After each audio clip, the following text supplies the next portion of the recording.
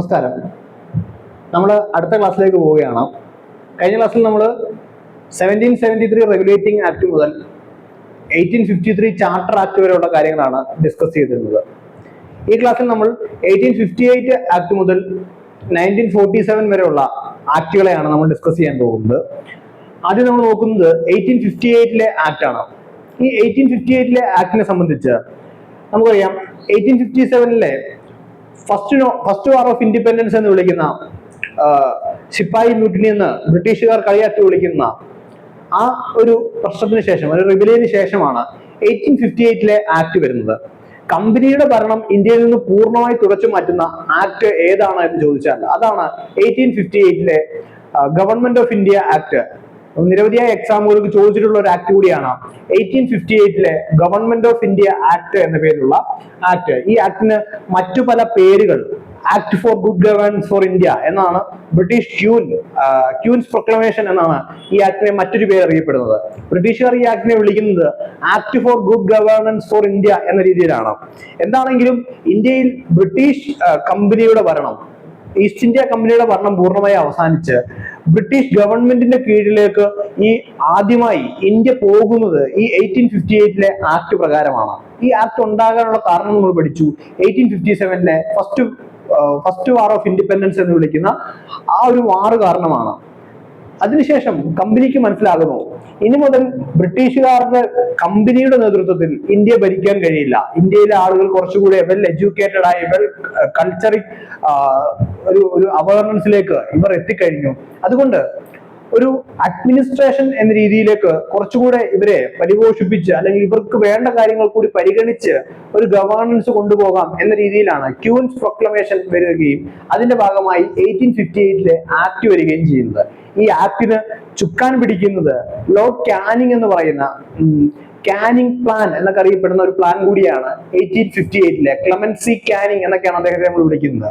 അദ്ദേഹത്തിന്റെ ഒരു ബ്രില്യൻസ് ആണ് ഈ ആക്ടിന് പുറകിൽ. അതുകൊണ്ട് തന്നെയാണ് ഈ ആക്ടിനെ ആക്ട് ഫോർ ഗുഡ് ഗവേണൻസ് എന്നോ അല്ലെങ്കിൽ ക്യൂൻസ് പ്രൊക്ലമേഷൻ എന്നോ ഒക്കെ വിളിക്കുന്നത്. ഈ ആക്ടിനകത്ത് ഏറ്റവും പ്രധാനമായിട്ടും ട്രാൻസ്ഫർ ഓഫ് പവർ എന്നൊരു പോയിന്റ് ആണ് നമുക്ക് പരിശോധിക്കേണ്ടത്. അതായത് ബ്രിട്ടീഷ് ക്രൗണിന്റെ കീഴിലേക്ക്, ഈസ്റ്റ് ഇന്ത്യ കമ്പനിയുടെ കീഴിലുണ്ടായിരുന്ന മുഴുവൻ പൊസഷൻസും, മുഴുവൻ വസ്തുതകളും, മുഴുവൻ വസ്തുക്കളും, അങ്ങനെ മുഴുവൻ പൊസഷൻസും ബ്രിട്ടീഷ് ഗവൺമെന്റിന്റെ കീഴിലേക്ക് കമ്പനി കൈമാറുന്ന ആക്ട് ആണ് 1858 ഗവൺമെന്റ് ഓഫ് ഇന്ത്യ ആക്ട്. അതോടൊപ്പം തന്നെ ഇതിനകത്ത് പ്രധാനപ്പെട്ട ഒരു ബോഡി സൃഷ്ടിക്കപ്പെടുന്നു. അതാണ് സെക്രട്ടറി ഓഫ് സ്റ്റേറ്റ് എന്ന് പറയുന്ന ഒരു office of secretary of state. അത് ക്രിയേറ്റ് ചെയ്യപ്പെട്ട ആക്ട് ഏതാണ് എന്ന് നിരവധിയായ പരീക്ഷകൾക്ക് ചോദിച്ചിട്ടുണ്ട്. അത് 1858 ഗവൺമെന്റ് ഓഫ് ഇന്ത്യ ആക്ട് ആണ്. അങ്ങനെ ഒരു സെക്രട്ടറി ഓഫ് സ്റ്റേറ്റ് എന്ന് പറയുന്ന ഒരു ബ്രിട്ടീഷ് ഗവൺമെന്റിന്റെ നേതൃത്വത്തിൽ, അല്ലെങ്കിൽ അവിടുത്തെ പാർലമെന്റിൽ അംഗമായിട്ടുള്ള ഒരാളെ ഇവിടുത്തെ സെക്രട്ടറി ഓഫ് സ്റ്റേറ്റ് ആയി നിയമിക്കുന്നു. അതോടൊപ്പം ഏറ്റവും പ്രധാനമായി പഠിച്ചു വെക്കേണ്ടത് ഗവർണർ ജനറൽ ഓഫ് ഇന്ത്യ എന്നുള്ള പേരിൽ നിന്നും വൈസ്രോയി ഓഫ് ഇന്ത്യ എന്ന പേരിലേക്ക് മാറുന്ന ആക്ട് ആണ് 1858 ആക്ട്. 1773 ഗവർണറിൽ നിന്നും ഗവർണർ ജനറൽ ഓഫ് ബംഗാളിലേക്ക് മാറി. 1833 ചാർട്ടർ ആക്ടിനകത്ത് ഗവർണർ ജനറൽ ഓഫ് ബംഗാളിൽ നിന്നും ഗവർണർ ജനറൽ ഓഫ് ഇന്ത്യയിലേക്ക് മാറി. 1858 ആക്ടിനകത്താണ് ഗവർണർ ജനറൽ ഓഫ് ഇന്ത്യയിൽ നിന്നും വൈസ്രോയി ഓഫ് ഇന്ത്യ എന്ന പോസ്റ്റിലേക്ക് മാറുന്നത് 1858 ആക്ടിനകത്താണ്. അതോടൊപ്പം തന്നെ ഈ വൈസ്രോയിയെ സഹായിക്കാനെ കൊണ്ട് office of secretary of state നിർമ്മിക്കപ്പെടുന്ന act 1858 government of India act ആണ്. അങ്ങനെ ഫസ്റ്റ് വൈസ്രോയി ഓഫ് ഇന്ത്യയായി മാറുന്ന ആളെ നമ്മൾ പഠിച്ചിട്ടുണ്ട്. അത് ലോർഡ് കാനിങ് ആണ്. ഓക്കെ,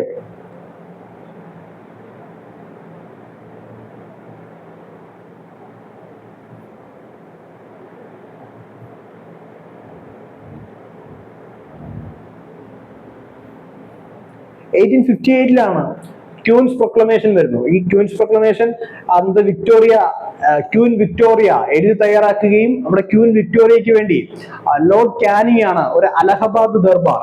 ആ ദർബാറിന്റെ പേര് നിരവധിയായ പരീക്ഷകൾക്കകത്ത് കണ്ടിട്ടുണ്ട്, നമ്മൾ ഓപ്ഷനിലേക്ക് കണ്ടിട്ടുണ്ട്. അലഹബാദ് ദർബാർ വിളിച്ചു കൂട്ടുകയും, അപ്പം അലഹബാദ് ദർബാർ ഒറ്റ തവണ വിളിച്ചു കൂട്ടിയിട്ടുള്ളൂ. അതിനുശേഷം 3 തവണ ഡൽഹി ദർബാർ വിളിച്ചു കൂട്ടുന്നുണ്ട്. നമ്മൾ അങ്ങോട്ട് പോകുന്ന വഴിക്ക് ഹിസ്റ്ററി ക്ലാസ്സുകളിലൊക്കെ നമ്മൾ ഡിസ്കസ് ചെയ്യും. അലഹബാദ് ദർബാർ വിളിച്ചു കൂട്ടുകയും ഈ അലഹബാദ് ദർബാറിൽ വെച്ചിട്ട് ലോർഡ് കാനിങ് ആണ് ഈ ക്യൂൻസ് പ്രൊക്ലമേഷൻ വായിക്കുകയും ചെയ്യുന്നത്. അത്തരത്തിൽ അലഹബാദ് ദർബാറിന്റെ പേര് പഠിച്ചു വെക്കുക. ഇതാണ് 1858 ആക്ടുമായി ബന്ധപ്പെട്ടിട്ടുള്ള പ്രധാനപ്പെട്ട വസ്തുതകൾ.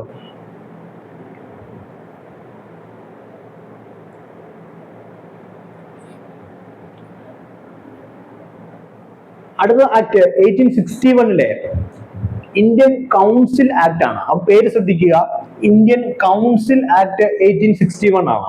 ഈ ആക്ടിന്റെ പ്രത്യേകതയെ നമുക്ക് പരിശോധിക്കേണ്ടത്, വൈസ്രോയിയുടെ എക്സിക്യൂട്ടീവ് കൗൺസിലിനെ ഒന്ന് ആളിന്റെ എണ്ണം കൂട്ടുന്നത് അല്ലെങ്കിൽ ഒരു എക്സിക്യൂട്ടീവ് കൗൺസിലിനെ ഒന്ന് സ്ട്രോങ്ങസ്റ്റ് ആക്കി മാറ്റുന്നത് 1861 കൗൺസിൽ ആക്ടിനകത്താണ്. ഇനി വരാൻ പോകുന്ന ആക്ടുകളെ ഇന്ത്യൻ കൗൺസിൽ ആക്ട് അല്ലെങ്കിൽ ഗവൺമെന്റ് ഓഫ് ഇന്ത്യ ആക്ടുകൾ എന്ന് വിളിക്കാറുണ്ട്, അല്ലെങ്കിൽ ഇന്ത്യൻ കൗൺസിൽ ആക്ടുകൾ എന്നാണ് വിളിക്കാറുള്ളത്. ഓക്കെ, അപ്പൊ എന്താണ് ഈ കൗൺസിൽ? വൈസ്രോയിയെ സഹായിക്കാനെ കൊണ്ട് ഒരു ലോക്കൽ റെപ്രസെന്റേഷൻ അടക്കം ഉൾപ്പെടുത്തിക്കൊണ്ട് ഇവിടെ നിന്നും കുറച്ച് ആളുകളെ ലോ മേക്കിംഗ് അതോറിറ്റി ആയിട്ട് മാറ്റുന്ന ആക്ടുകളാണ് ഇനി വരാൻ പോകുന്നത്. അതിനകത്ത് ഏറ്റവും പ്രധാനപ്പെട്ട ഒരു ആക്ട് ആണ് 1861 ഇന്ത്യൻ കൗൺസിൽ ആക്ട് 1861. ഇത് ലെജിസ്ലേറ്റീവ് കൗൺസിലിനെ എക്സ്പാൻഡ് ചെയ്യുകയാണ്. പുതിയ ലെജിസ്ലേറ്റീവ് കൗൺസിൽ ബോംബെയില്, മദ്രാസില്, ബംഗാളില് പുതിയ എക്സിക്യൂട്ടീവ് കൗൺസിൽ അല്ലെങ്കിൽ പ്രൊവിൻഷ്യൽ റെപ്രസെന്റേഷൻസിനെ കൂട്ടിക്കൊണ്ടുവരുന്ന ആക്ട് ആണ് എന്ന് പറയുന്നത് 1861 ഇന്ത്യൻ കൗൺസിൽ ആക്ട്. നമ്മൾ പഠിച്ചിരുന്നു 1853 ആക്ടിനകത്ത് ലോക്കൽ റെപ്രസെന്റേഷൻ കൊണ്ടുവരുന്നുണ്ട്. പക്ഷേ ഈ ലോക്കൽ റെപ്രസെന്റേഷൻ ഒന്ന് സ്ട്രെങ്തൻ ചെയ്യുന്നത് എവിടെയാണ്? 1861 ആക്ടിനകത്താണ്. അതായത് ലോക്കൽ റെപ്രസെന്റേഷൻ ഈ കൗൺസിലിലേക്ക് കൊടുക്കുന്നു. മദ്രാസ്, ബോംബെ, ബംഗാൾ പോലെയുള്ള പ്രൊവിൻസസിലേക്ക് കൊടുക്കുകയും അവിടെ നിന്നും ആളുകൾ സെലക്ട് ആയി വരികയും ചെയ്യുന്നത് 1861 ആക്ടിലാണ്. 1853 ആക്ടില് ബ്രിട്ടീഷുകാർ തന്നെ നോമിനേറ്റ് ചെയ്യുകയായിരുന്നു കൗൺസിലർമാരെ. ഓക്കെ, ഈ ഇന്ത്യൻ റെപ്രസെന്റേഷൻ അവിടെ ഉറപ്പുവരുത്തുന്നു. നോമിനേറ്റഡ് ഇന്ത്യൻ മെമ്പേഴ്സിനെ ലെജിസ്ലേറ്റീവ് കൗൺസിലിലേക്ക് ഫസ്റ്റ് ടൈം ഇൻട്രൊഡ്യൂസ് ചെയ്യുകയാണ്. പക്ഷെ ഇതുവരെ ബ്രിട്ടീഷുകാർ തന്നെ ചെയ്തിരുന്നു, ഇപ്പോൾ ഇന്ത്യക്കാർ ചെയ്യാൻ തുടങ്ങിയത് 1861 ആക്ട് പ്രകാരമാണ്. വൈസ്രോയിയുടെ എക്സിക്യൂട്ടീവ് കൗൺസിൽ എക്സ്പാൻഡ് ചെയ്തു. പക്ഷെ അപ്പോയിന്റ് ചെയ്യുന്നത് 909 ഉള്ളൂ. ഒരു ഇന്ത്യൻ മെമ്പറിനെ അപ്പോയിന്റ് ചെയ്യുന്നത് 909 ഉണ്ടെങ്കിലും വൈസ്രോയിയുടെ എക്സിക്യൂട്ടീവ് കൗൺസിലില് ഇന്ത്യൻ മെമ്പർമാരെ ഉൾപ്പെടുത്തണം എന്ന് പറഞ്ഞ ആക്ട് ആണ് 1861 ഇന്ത്യൻ കൗൺസിൽ ആക്ട്. അതോടൊപ്പം തന്നെ ഏറ്റവും പ്രധാനപ്പെട്ട പോയിന്റായി പഠിച്ചു വെക്കേണ്ട പോയിന്റ് ആണ് പോർട്ട്ഫോളിയോ സിസ്റ്റം ഇൻട്രൊഡ്യൂസ് ചെയ്തു. അതായത് Lord Canning portfolio system introduce ചെയ്തു. പോർട്ട്ഫോളിയോ സിസ്റ്റത്തിന്റെ പിതാവ് എന്ന് വിളിക്കുന്നത് ലോർഡ് കാനിങ്ങിനെയാണ്. എന്നാൽ ഈ പോർട്ട്ഫോളിയോ സിസ്റ്റം ഇന്ന് കാണുന്ന മന്ത്രിസഭ പോലെയുള്ള സംവിധാനം, ഈ വൈസ്രോയിയുടെ എക്സിക്യൂട്ടീവ് കൗൺസിലുള്ള ആളുകൾക്ക് ഓരോരോ ഡിപ്പാർട്ട്മെന്റ് വീതം വേർതിരിച്ചു കൊടുക്കുന്ന സംവിധാനമാണ് പോർട്ട്ഫോളിയോ സിസ്റ്റം എന്ന് പറയുന്നത്. ഈ പോർട്ട്ഫോളിയോ സിസ്റ്റം ഇൻട്രൊഡ്യൂസ് ചെയ്തത് ലോർഡ് കാനിങ് ആണ്. അത് കൊണ്ടുവരുന്നത് 1861 ചാർട്ടർ ആക്ട് പ്രകാരമാണ് പോർട്ട്ഫോളിയോ സിസ്റ്റം ഇന്ത്യയിൽ ഇൻട്രൊഡ്യൂസ് ചെയ്യുന്നത്.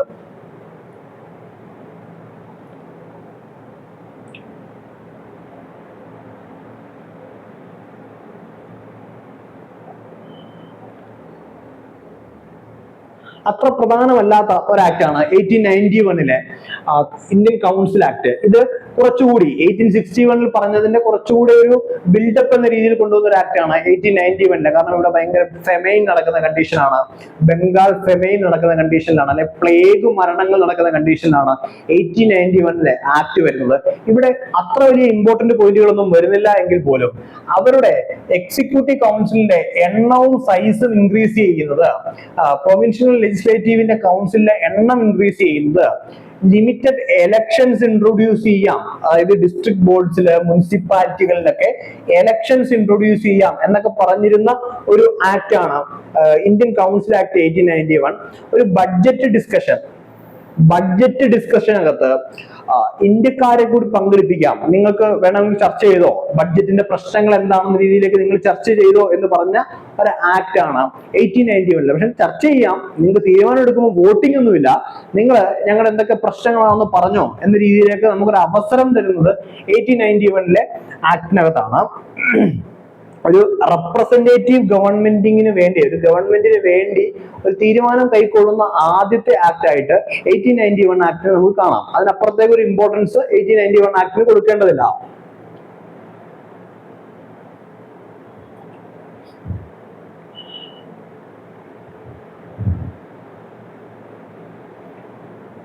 ഇനി വരാൻ പോകുന്ന ആക്ടുകൾ ഏറ്റവും പ്രധാനപ്പെട്ട ആക്ടുകളാണ്. ആദ്യത്തെ ആക്ടാണ് ഇന്ത്യൻ കൗൺസിൽ ആക്ട് 1909. ഈ കൗൺസിൽ ആക്ടിനെ നമ്മൾ മോർലി മിന്റോ റിഫോംസ് എന്ന് വിളിക്കും. ആദ്യം എന്തുകൊണ്ടാണ് അങ്ങനെ ഒരു പേര് വിളിക്കുന്നത് നമുക്ക് പരിശോധിക്കാം. ആ സമയത്തെ വൈസ്രോയി ആണ് ലോർഡ് മിന്റോ എന്ന് പറയുന്ന ആൾ. ലോർഡ് മിന്റോ സെക്കൻഡ് ആണ് കേട്ടോ, മിന്റോ സെക്കൻഡ് ആണ്. ഈ സമയത്തെ സെക്രട്ടറി ഓഫ് സ്റ്റേറ്റ് ആണ് മോർലി എന്ന് പറയുന്ന, റിച്ചാർഡ് മോർലി എന്ന് പറയുന്ന ആള് ആ സമയത്ത് സെക്രട്ടറി ഓഫ് സ്റ്റേറ്റ് ആണ്. അപ്പം ഇത്തരത്തിൽ മോർലിയും മിന്റോയും കൂടിയാണ് ഇനി വരാൻ പോകുന്ന ആക്ടുകൾക്കകത്തൊക്കെ ആദ്യം സെക്രട്ടറിയുടെ പേരും സെക്രട്ടറി ഓഫ് സ്റ്റേറ്റിന്റെ പേരും അതിനുശേഷം ആ സമയത്ത് വൈസ്രോയിയുടെ പേരും കൊണ്ടുവരുന്നുണ്ട്. അങ്ങനെ കൊണ്ടുവന്ന ആക്ടാണ് മോർലി മിന്റോ റിഫോംസ്. ഓക്കെ, മോർലിയും ലോർഡ് മിന്റോയും ഒപ്പം കൊണ്ടുവന്ന ആക്ടാണ് ഇത്. ഇവിടെ കുറെ റിഫോംസ് കൊണ്ടുവരുന്ന ഏറ്റവും പ്രധാനപ്പെട്ട, ഏറ്റവും കൂടുതൽ തവണ ചോദ്യങ്ങൾ ചോദിക്കുന്ന ഒരു ആക്ടാണ് 1909 മോർലി മിന്റോ റിഫോംസ്. ഇതിനകത്താണ് സെപ്പറേറ്റ് ഇലക്ടറേറ്റ് ഫോർ മുസ്ലിംസ് ഉൾപ്പെടുത്തിയത്. 1857 റിവോൾട്ടിന് കാരണം മുസ്ലിംസ് ആണ് എന്ന രീതിയിലായിരുന്നു ഇതുവരെ ബ്രിട്ടീഷുകാർ പറഞ്ഞിരുന്നത്. അതിനുശേഷം 1905 ഇവർ ബംഗാൾ വിഭജിക്കുന്നുണ്ട്. ബംഗാൾ വിഭജിക്കുന്ന സമയത്താണ് സത്യത്തിൽ മുസ്ലിംസിന് അനുകൂലമായ നിലപാടിലേക്ക് ബ്രിട്ടൻ വന്ന് എത്തുന്നത്. ഈ ബംഗാൾ വിഭജനത്തിന് ശേഷമാണ്. അങ്ങനെ ഒരു പ്രീണന നയം അല്ലെങ്കിൽ ഡിവൈഡ് ആൻഡ് റൂൾ എന്ന് പറയുന്ന ഒരു നയം നടപ്പിലാക്കാൻ തുടങ്ങുന്നത് ഈ ഒരു ആക്ടിലൂടെയാണ്. 1909 മുസ്ലിംസിന് സെപ്പറേറ്റ് ഇലക്ടറേറ്റ് അനുവദിച്ചു കൊടുക്കുന്നതിലൂടെയാണ്. 1906 മുസ്ലിം ലീഗ് രൂപീകരിക്കുന്നുണ്ട്. ഈ മുസ്ലിം ലീഗിന്റെ ഒക്കെ നിർദ്ദേശാനുസരണമാണ് സെപ്പറേറ്റ് ഇലക്ടറേറ്റ് ഫോർ മുസ്ലിം എന്നൊരു ഐഡിയയിലേക്ക് ബ്രിട്ടീഷ് എത്തുകയും അതോടൊപ്പം തന്നെ ഇന്ത്യൻ പൊളിറ്റിക്സിൽ ഏറ്റവും കൂടുതൽ ചേഞ്ചുകൾ കൊണ്ടുവരുന്ന ഒരു ആക്ട് കൂടിയാണ് 1909 കൗൺസിൽ ഓഫ് ഇന്ത്യ ആക്ട് അല്ലെങ്കിൽ മോർലി മിന്റോ റിഫോംസ് എന്ന് പറയുന്നത്. 1907 ഏറ്റവും പ്രധാനപ്പെട്ട INC-യുടെ ഒരു ഈവന്റ് നടക്കുന്നുണ്ട്. അത് സൂറത്ത് സ്പ്ലിറ്റ് ആണ്. ഈ സൂറത്ത് സ്പ്ലിറ്റിന് തന്നെ കാരണം ഈ മോർലി ഒരു ബഡ്ജറ്റ് സ്പീച്ച് അവതരിപ്പിക്കുന്നുണ്ട്. ആ ബഡ്ജറ്റ് സ്പീച്ചിനകത്ത് പറയുന്നു, നിങ്ങൾക്ക് ഞങ്ങൾ റെപ്രസെന്റേറ്റീവ് ഗവൺമെന്റ് തരാം, നിങ്ങൾ പ്രശ്നങ്ങളൊന്നും ഉണ്ടാക്കണ്ട. 1905 സ്വദേശി മൂവ്മെന്റ് നടക്കുന്ന സമയമാണ്. 1905 സ്വദേശി മൂവ്മെന്റ് സ്റ്റാർട്ട് ചെയ്ത് 1906 1907 സ്വദേശി മൂവ്മെന്റ് ഏറ്റവും നന്നായി കത്തിപ്പടരുന്ന സമയത്താണ് മോർലിയുടെ ബഡ്ജറ്റ് സ്പീച്ച് നടക്കുന്നു. ഈ ബഡ്ജറ്റ് സ്പീച്ചിനകത്ത് മോർലി പറഞ്ഞു വെക്കുന്നു, നിങ്ങൾക്ക് ഞങ്ങൾ ഒരു റെപ്രസെന്റേറ്റീവ് ഗവൺമെന്റ് തരാം. അത് INC-യിലെ മോഡറേറ്റ് വിഭാഗം വിശ്വസിക്കുകയും ഇതൊരു സ്വദേശി മൂവ്മെന്റിനെ അവിടെ അവസാനിപ്പിക്കുകയും ചെയ്യുക. അങ്ങനെയാണ് 1907 INC സ്പ്ലിറ്റ് ഉണ്ടാകുന്നത്. അത്തരത്തിൽ ഈ 1909 ആക്ടിന് അത്രത്തോളം പ്രത്യേകതകളുണ്ട്. അതിനുശേഷം നോക്കുകയാണെന്നുണ്ടെങ്കിൽ ഇമ്പീരിയൽ കൗൺസിൽ, അതായത് കൗൺസിലിലെ 60 മെമ്പർമാരായി ഉയർത്തിയത്, കൗൺസിലിൽ 60 മെമ്പർമാരായി കൗൺസിലിന്റെ നമ്പർ ഉയർത്തിയത് ഈ പറയുന്ന 1909 ആക്ടിന്റെ ഒരു പ്രത്യേകതയാണ്. അതോടൊപ്പം തന്നെ ലിമിറ്റഡ് ഫ്രാഞ്ചൈസ്, വോട്ടവകാശം എല്ലാവർക്കും ഇല്ലായിരുന്നു. ഒരു ആനുവൽ ഇൻകം ഇത്ര രൂപയ്ക്ക് മുകളിലുള്ള ഇത്രയധികം വസ്തുവുള്ള ആളുകൾക്കായിരുന്നു ഈ സമയത്ത് വോട്ടിംഗ് പവർ. ഒരു റെപ്രസെന്റേറ്റീവ് ഗവൺമെന്റ് വന്നു എന്ന് ചോദിച്ചാൽ വന്നില്ല. റെപ്രസെന്റേറ്റീവ് ഗവൺമെന്റ് വരുന്നത് അടുത്ത 1919 ആക്ടിന് ശേഷമാണ്. പക്ഷെ ഒരു തെരഞ്ഞെടുപ്പ് എന്ന് പറയുന്ന ഒരു ഐഡിയ ഇൻട്രൊഡ്യൂസ് ചെയ്യുന്നത് അത് 1909 ആക്ട് പ്രകാരമാണെന്ന് പഠിച്ചു വെക്കുക. ഇന്ത്യയിൽ വൈസ്രോയിയുടെ എക്സിക്യൂട്ടീവ് മെമ്പറിലേക്ക് ആദ്യമായി ഒരു ഇന്ത്യക്കാരനെ അപ്പോയിന്റ് ചെയ്യുന്നത് ഈ 1909 ആക്ട് പ്രകാരമാണ്. 1861 ആക്ടിൽ ഇവർ പറഞ്ഞിരുന്നു ഒരു വൈസ്രോയിയുടെ എക്സിക്യൂട്ടീവ് കൗൺസിലിലേക്ക് ഒരു ഇന്ത്യക്കാരനെ അപ്പോയിന്റ് ചെയ്യാമെന്ന് 1861 ആക്ടിൽ പറഞ്ഞു വെച്ചിരുന്നു. പക്ഷെ അപ്പോയിന്റ് ചെയ്യുന്നത് 1909 ആക്ട് പ്രകാരമാണ്. അങ്ങനെ ആദ്യമായി അപ്പോയിന്റ് ചെയ്ത ഇന്ത്യക്കാരനാണ് സത്യേന്ദ്ര പ്രസാദ് സിൻഹ എന്ന് പറയുന്ന ആളാണ് ആദ്യമായിട്ട് ഇൻട്രൊഡ്യൂസ് ചെയ്ത ഇന്ത്യക്കാരൻ. അപ്പൊ ഇദ്ദേഹത്തിന്റെ പേര് പഠിച്ചു വെക്കുക. വൈസ്രോയുടെ എക്സിക്യൂട്ടീവ് കൗൺസിലിലേക്ക് ആദ്യമായി ഇൻട്രൊഡ്യൂസ് ചെയ്ത ആളാണ് സത്യേന്ദ്ര പ്രസാദ് സിൻഹ കേട്ടോ. സത്യേന്ദ്ര പ്രസന്ന അല്ല, പ്രസാദ് സിൻഹ എന്ന ആള്. ഓക്കെ, ഇത്രയും ഡീറ്റെയിൽസ് പഠിച്ചു വെക്കുക. പ്രധാനമായിട്ടും മുസ്ലിംസിന് ഒരു സെപ്പറേറ്റ് ഇലക്ട്രേറ്റ് പ്രദാനം ചെയ്തത് 1909 ആക്ട് പ്രകാരമാണ്. അതോടൊപ്പം തന്നെ കമ്മ്യൂണൽ ഇലക്ട്രേറ്റിന്റെ പിതാവെന്ന് നമ്മൾ വിളിക്കുന്നത് മിന്റോ സെക്കൻഡിനെയാണ്. അതിന് കാരണം ഈ ആക്ട് ആണ്. കാരണം ഒരു സെപ്പറേറ്റിസ്റ്റ് പോളിസിയാണ്, ഒരു ഡിവൈഡ് ആൻഡ് റൂൾ പോളിസിയാണ് മിന്റോ മുമ്പോട്ട് വെക്കുന്നത്. മുസ്ലിംസിന് മാത്രമായിട്ട് ഒരു പ്രത്യേക ഇലക്ട്രേറ്റ് കൊടുക്കുകയും അങ്ങനെ ഒരു കമ്മ്യൂണൽ ഡിവൈഡ് ഉണ്ടാക്കാൻ ശ്രമിക്കുകയും അതുകൊണ്ട് നമ്മൾ ലോർഡ് മിന്റോയെ കമ്മ്യൂണൽ ഇലക്ട്രേറ്റിന്റെ പിതാവ് എന്ന് നമ്മൾ വിളിക്കുകയും ചെയ്യുന്നു.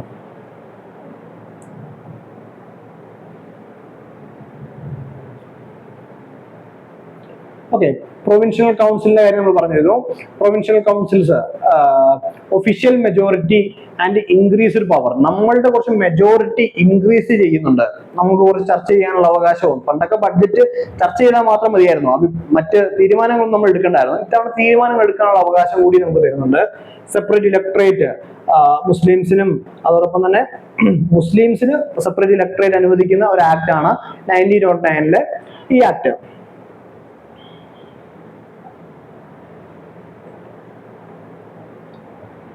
അടുത്തതാണ് government of India act 1990. 1919 government of India act അല്ലെങ്കിൽ കൗൺസിൽ ഓഫ് ഇന്ത്യ ആക്ട്. ഇതിനെ വിളിക്കുന്ന മറ്റൊരു പേരാണ് മൊണ്ടേഗു ചെംസ്ഫോർഡ് റിഫോംസ്. അപ്പൊ നമുക്ക് അറിയാം ആരായിരിക്കും. ചെംസ്ഫോർഡ് എന്ന് പറയുന്നത് ഇവിടുത്തെ വൈസ്രോയി ആണ്. മൊണ്ടേഗു എന്ന് പറയുന്നത് സെക്രട്ടറി ആണ്. ഇതിനെ മൊണ്ടേഗു ചെംസ്ഫോർഡ് റിഫോംസ് എന്ന് അറിയപ്പെടുന്നു. ഇതാണ് ഇന്ത്യയിൽ ആദ്യമായിട്ട് ഒരു ഡ്യുവൽ ഗവൺമെന്റ് സിസ്റ്റം ഇൻട്രൊഡ്യൂസ് ചെയ്യുന്നത്. എന്താണ് ഈ ഡ്യുവൽ ഗവൺമെന്റ് എന്ന് പറയുന്നത്? അത് ഒരു ഡയാർക്കി, ഡ്യുവൽ ഗവൺമെന്റ് അല്ലെങ്കിൽ ഡയാർക്കി എന്നതിനെ വിളിക്കും. ഈ ഒരു കീവേഡ് ഇമ്പോർട്ടന്റ് ആണ്, ഡയാർക്കി എന്നൊരു കീവേഡ്.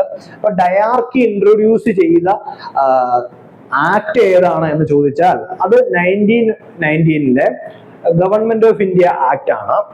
ഇത് പക്ഷെ എവിടെയാണ് ഇൻട്രൊഡ്യൂസ് ചെയ്യുന്നത് പഠിച്ചു നോക്കുക. പ്രൊവിൻസസിലാണ് ഇൻട്രൊഡ്യൂസ് ചെയ്തത്. പ്രൊവിൻസസിൽ, അതായത് നമ്മൾ പഠിച്ചിട്ടുണ്ട് കുറെ പ്രൊവിൻസ് ഉണ്ട്, ബംഗാൾ, ബീഹാർ, മദ്രാസ്, അങ്ങനെയുള്ള കുറെ പ്രൊവിൻസസ് ഉണ്ട്. ഈ പ്രൊവിൻസസിലാണ് എന്ത് ഇൻട്രൊഡ്യൂസ് ചെയ്യുന്നത്? ഡയാർക്കി ഇൻട്രൊഡ്യൂസ് ചെയ്യുന്നത്. അങ്ങനെ തന്നെ പഠിച്ചു വെക്കുക. ഡയാർക്കി പ്രൊവിൻസസിൽ ഇൻട്രൊഡ്യൂസ് ചെയ്ത ആക്ട് ആണ് 1919 ഈ ആക്ട്. ഇനി എന്താണ് ഈ ഡയാർക്കി എന്ന് വെച്ച് കഴിഞ്ഞാൽ, പ്രൊവിൻസസിൽ 2 ടൈപ്പ് ലിസ്റ്റുകൾ ഉണ്ടാവും. ഒന്ന് ട്രാൻസ്ഫേർഡ് ലിസ്റ്റ് എന്നും മറ്റേത് റിസർവ്ഡ് ലിസ്റ്റ് എന്നും. അതായത് കുറച്ച് തീരുമാനങ്ങൾ എടുക്കാൻ കഴിയാവുന്ന, ഇപ്പൊ നമ്മൾ ഇന്നും ലിസ്റ്റുകളുണ്ട്, concurrent list, union list, state list എന്നിങ്ങനെ ലിസ്റ്റുകളുണ്ട്. ഈ ലിസ്റ്റുകളുടെ തുടക്കം തന്നെ ഈ ഒരു ആക്ടിൽ നിന്നാണ്. പ്രൊവിൻഷ്യൽ സബ്ജക്റ്റുകളെ ട്രാൻസ്ഫേർഡ് എന്നും, അതായത് ഇന്ത്യക്കാരായിട്ടുള്ള ആളുകൾക്ക് തീരുമാനം എടുക്കാൻ കഴിയുന്ന സബ്ജക്റ്റുകളാണ് ട്രാൻസ്ഫേർഡ് ലിസ്റ്റ്. ഉദാഹരണത്തിന് സാനിറ്റേഷൻ, പബ്ലിക് ടോയ്ലറ്റ്, അങ്ങനെയുള്ള ലെസ് ഇമ്പോർട്ടൻസ് ആയിട്ടുള്ള ആക്ടുകളായിരിക്കും അല്ലെങ്കിൽ വകുപ്പുകളായിരിക്കും ഇന്ത്യക്കാരായിട്ടുള്ള ഗവൺമെന്റ് അല്ലെങ്കിൽ മിനിസ്റ്റേഴ്സ് തീരുമാനം എടുക്കാൻ കഴിയുന്നത്. ഏറ്റവും പ്രധാനപ്പെട്ട വകുപ്പുകൾ അത് റിസർവ്ഡ് ലിസ്റ്റാക്കി വെച്ചു. എന്നിട്ട് അത് ബ്രിട്ടീഷ് ഒഫീഷ്യൽസിന് മാത്രമേ തീരുമാനം എടുക്കാൻ കഴിയുള്ളൂ. അത് മാത്രമല്ല, അവിടെ വൈസ്രോയ്ക്ക് അല്ലെങ്കിൽ ഗവർണർക്ക് ഒരു വീറ്റോ പവർ കൂടി ഉണ്ടായിരിക്കും. ഗവർണർക്ക് ഇഷ്ടമല്ലെങ്കിൽ ആ തീരുമാനം നടപ്പിലാവില്ല. ഓക്കെ, ഒരു ബൈക്യാമറൽ ലെജിസ്ലേച്ചർ കൊണ്ടുവരുന്നു, ഡയാർക്കി കൊണ്ടുവരുന്നു, ഒരു ബൈക്യാമറൽ ലെജിസ്ലേച്ചർ കൊണ്ടുവരുന്നു. അതായത് ലെജിസ്ലേറ്റീവ് അസംബ്ലിയും കൗൺസിൽ ഓഫ്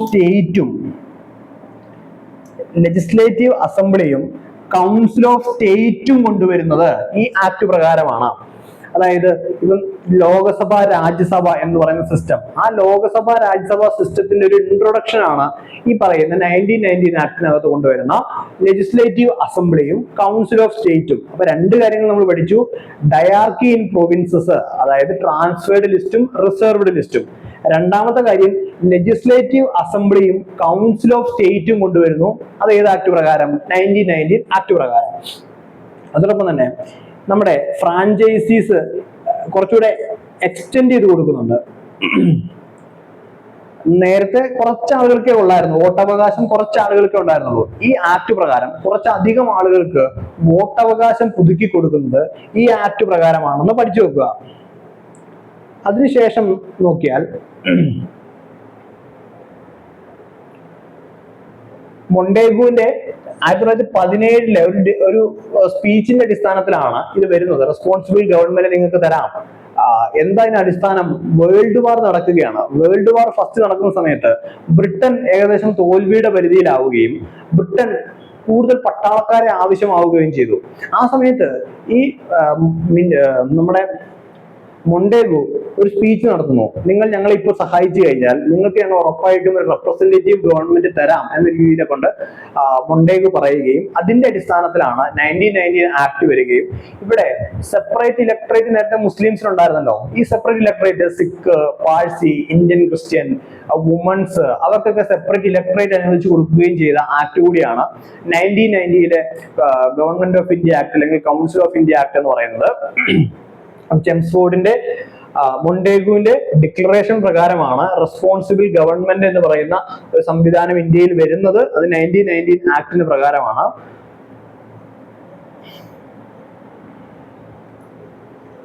അപ്പം അടുത്ത ആക്ടിലേക്ക് പോവുകയാണ്.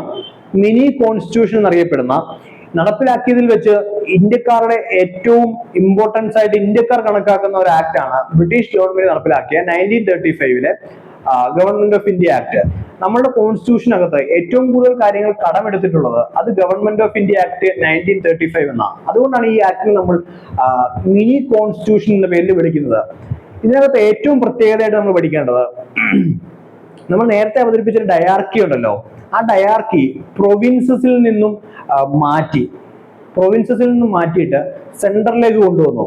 ഇത് സൈമൺ കമ്മീഷൻ റിപ്പോർട്ട് പ്രകാരമാണ്. 1927-28 സൈമൺ കമ്മീഷൻ ഇന്ത്യയിലേക്ക് വരുന്നുണ്ട്. ആ ഒരു റിപ്പോർട്ട് പരിഗണിച്ചിട്ടാണ് 1935 ഈ ആക്ട് കൊണ്ടുവരുന്നു. Round table discussion, round table കോൺഫറൻസിനൊക്കെ ശേഷം, ഗാന്ധി പങ്കെടുത്ത റൗണ്ട് ടേബിൾ കോൺഫറൻസിനെ പറ്റിയൊക്കെ നമുക്കറിയാം. അതിനുശേഷമാണ് 1935 ഈ ആക്ട് കൊണ്ടുവരുന്നത്. ഈ ആക്ടിനകത്ത് പറഞ്ഞു വെക്കുന്നു, നേരത്തെ അവതരിപ്പിച്ച ഡയാർക്കി എന്നുള്ള സാധനം അത് അവസാനിപ്പിച്ചു, പ്രൊവിൻസസിൽ അവസാനിപ്പിച്ച് ആ സംവിധാനം നേരെ സെൻട്രലിലേക്ക് കൊണ്ടുവരുന്നു. സെൻട്രൽ ബൈക്യാമറൽ ലെജിസ്ലേച്ചർ കൊണ്ടുവരുന്നു. ഇന്ന് കാണുന്ന ലോകസഭ, രാജ്യസഭ എന്നത് സെൻട്രൽ കൊണ്ടുവരുന്നത് ഈ ഒരു ആക്ട് പ്രകാരമാണെന്ന് പഠിച്ചു വെക്കുക. ഒരു ഓൾ ഇന്ത്യ ഫെഡറേഷൻ കൊണ്ടുവരുന്നു. All India federation. ഇനി മുതൽ ഈ ക്വസ്റ്റിനകത്ത്, ഏതെങ്കിലും ഒരു ക്വസ്റ്റിനകത്ത് ഓൾ ഇന്ത്യ ഫെഡറേഷൻ എന്നൊരു വാക്ക് കാണുകയും ഇത് ഏത് ആക്ട് പ്രകാരം വരികയും ചെയ്തു എന്ന് ചോദിച്ചാൽ ഉറപ്പായും അതിന്റെ ആൻസർ 1935 ആക്ട് പ്രകാരമായിരിക്കും. ഒരു ഫെഡറൽ PSC വരുന്നു, ഫെഡറൽ കോർട്ട് വരുന്നു. അങ്ങനെ ഫെഡറൽ PSC 1926 വരുന്നുണ്ട്, ഫെഡറൽ കോർട്ട് വരുന്നു. ഇന്ന് കാണുന്ന സുപ്രീം കോടതിയുടെ മുൻഗാമിയായിട്ടുള്ള ഡൽഹിയിൽ പണിയുന്ന കോടതി വരുന്നത് 1935 ആക്ട് പ്രകാരമാണ്.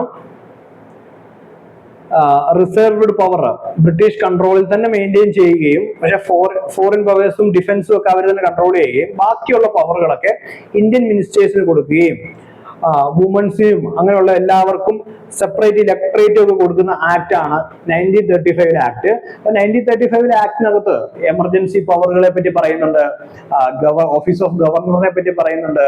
ഇന്ന് കോൺസ്റ്റിറ്റ്യൂഷൻ എടുത്തിട്ടുള്ള പല പല തീരുമാനങ്ങളും ജുഡീഷ്യറിയെ പറ്റി പറയുന്നുണ്ട്, പബ്ലിക് അഡ്മിനിസ്ട്രേഷനെ പറ്റി പറയുന്നുണ്ട്, PSCകളെ പറ്റി പറയുന്നുണ്ട്, കോടതികളുടെ പ്രവർത്തനങ്ങൾ എങ്ങനെയായിരിക്കണം എന്ന് പറയുന്നുണ്ട്. പ്രധാനമായിട്ടും എമർജൻസി പവർ എങ്ങനെയാണ് വിനിയോഗിക്കേണ്ടത്. അങ്ങനെ 1935 ആക്ടിനകത്ത് ഓൾമോസ്റ്റ് നമ്മുടെ കോൺസ്റ്റിറ്റ്യൂഷനിൽ പറഞ്ഞിരിക്കുന്നതിന് 50% കാര്യങ്ങളും ഈ 1935 ആക്ടിനകത്ത് പറഞ്ഞു വെക്കുന്നുണ്ട് എന്ന് പഠിച്ചു വെക്കുക. ഏറ്റവും അവസാനമായി നമ്മൾ നോക്കുന്നതാണ് ഇന്ത്യൻ ഇൻഡിപെൻഡൻസ് ആക്ട്. അത്ര ഇമ്പോർട്ടൻസ് ഉള്ള ആക്ട് അല്ല, നമുക്ക് എല്ലാവർക്കും അറിയാവുന്നതുപോലെ ഇന്ത്യക്ക് ഇൻഡിപെൻഡൻസ് ഡിക്ലെയർ ചെയ്യുന്ന ബ്രിട്ടീഷുകാരുടെ ഏറ്റവും അവസാനത്തെ ഇന്ത്യയെ സംബന്ധിച്ചുള്ള ആക്ട് ആണ് ഇന്ത്യൻ ഇൻഡിപെൻഡൻസ് ആക്ട് എന്ന് പറയുന്നത്. ഇന്ത്യയുടെ പാർട്ടീഷനെ സംബന്ധിച്ച് ഒരു ഐഡിയ മുൻപോട്ട് വെക്കുന്നത് ഈ ആക്ട് ആണെന്ന് മനസ്സിലാക്കുക. ഇന്ത്യയുടെ പാർട്ടീഷനെ സംബന്ധിച്ച് ഒരു ഐഡിയ മുൻപോട്ട് വെക്കുന്നു. അതോടൊപ്പം തന്നെ ഒരു independent dominations of India and Pakistan with effect from August 15, 1947 എന്ന് പറയുന്ന ആക്ട് ആണ് 1947 ഇന്ത്യൻ ഇൻഡിപെൻഡൻസ് ആക്ട്. അതോടൊപ്പം തന്നെ പ്രിൻസിലി സ്റ്റേറ്റ് ആയിട്ട് തുടരുന്ന രാജ്യങ്ങൾക്ക്, ഇത് ഉദാഹരണത്തിന് ഹൈദരാബാദ്, ജുനഗഡ് പോലെയുള്ള സ്ഥലങ്ങൾക്ക് നിങ്ങൾക്ക് ഇന്ത്യൻ യൂണിയനിലോ പാകിസ്ഥാനിലോ ചേരണ്ട എന്നുണ്ടെങ്കിൽ നിങ്ങൾ സെപ്പറേറ്റ് ഇതായിട്ട് തന്നെ പ്രിൻസിലി സ്റ്റേറ്റ് തുടർന്നോ എന്നുകൂടി ഈ ആക്ടിനകത്ത് പറയുന്നുണ്ട്. അതോടൊപ്പം തന്നെ ഒരു ഇൻട്രീം കോൺസ്റ്റിറ്റ്യൂഷൻ, ഒരു ഇടക്കാല കോൺസ്റ്റിറ്റ്യൂഷൻ കൊണ്ടുവരുന്നത്, അതായത് 1935 ആക്ടിനെ ഒരു ഇടക്കാല കോൺസ്റ്റിറ്റ്യൂഷൻ ആക്കി പ്രഖ്യാപിക്കുന്നത് ഈ ഒരു ആക്ട് ആണ്, 1947 ആക്ട് ആണ്. അതോടൊപ്പം തന്നെ ഗവർണർ ജനറൽ, ഒരു separate governor general for India and Pakistan, രണ്ടുപേർക്കും രണ്ട് ഗവർണർ ജനറൽമാരെ തീരുമാനിക്കുന്നു. അതിനകത്ത് മുഹമ്മദ് അലി ജിന്നയാണ് പാകിസ്ഥാന്റെ ഗവർണർ ജനറൽ ആയിട്ടും മൗണ്ട് ബാറ്റനെയാണ് ഇന്ത്യയുടെ ഗവർണർ ജനറൽ ആയിട്ടും നിയമിക്കുന്നത്. ഓക്കെ, അപ്പം ഇത്രയാണ് നമ്മൾ ഈ ഒരു ആക്ടിനെ സംബന്ധിച്ച് പഠിക്കാനുള്ളത്.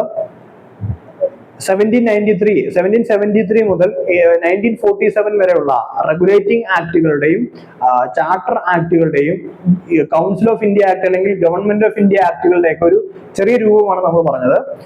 ഏറ്റവും പ്രധാനപ്പെട്ട കാര്യങ്ങൾ എഴുതി വെച്ച് തന്നെ പഠിക്കാൻ ശ്രമിക്കുക. ബോക്സായി കമ്പയർ ചെയ്ത് ചില സാധനങ്ങൾ കൺഫ്യൂസിംഗ് ഉണ്ട്. ഡയാർക്കി ഇൻട്രൊഡ്യൂസ് ചെയ്തത് എവിടെയാണ്, ഡയാർക്കി അവസാനിപ്പിച്ചത് എവിടെയാണ്, പ്രൊവിൻഷ്യൽ ഗവൺമെന്റുകൾ വന്നത് എവിടെയാണ്, ഇന്ത്യക്കാർക്ക് ആദ്യമായി ലോക്കൽ റെപ്രസെന്റേഷൻ കിട്ടുന്നത് എവിടെയാണ്, അങ്ങനെയുള്ള കാര്യങ്ങൾ കൺഫ്യൂസിംഗ് ആവാതെ കുറിച്ച് വെച്ച് തന്നെ പഠിക്കാൻ ശ്രമിക്കുക. Thank you.